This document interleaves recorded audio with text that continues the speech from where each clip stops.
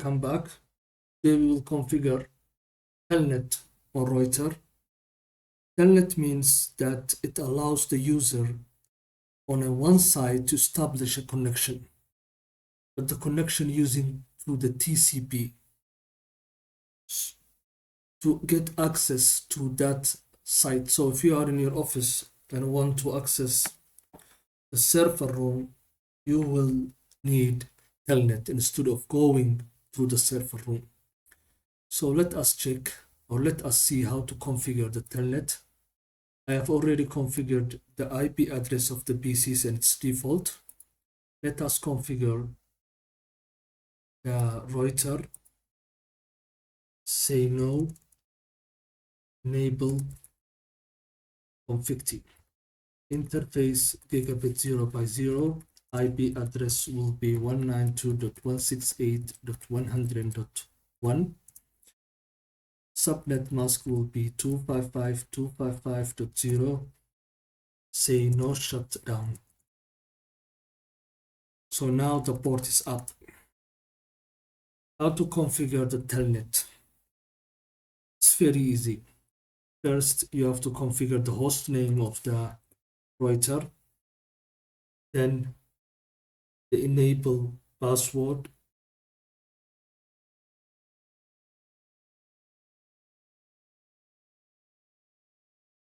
Will be Cisco.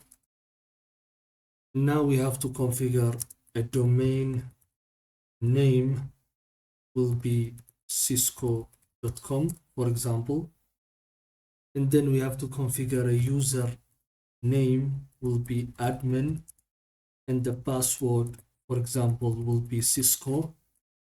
And then we will configure line VTY from 0 to 15. The login will be local. The transport input question mark, we will use Telnet. Then exit to right. Let's check our configuration. We have created a host name R1.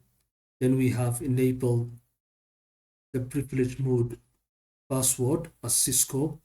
We have created a username and a password. Then we have created an IP domain name. And then we use it the line VTY 15.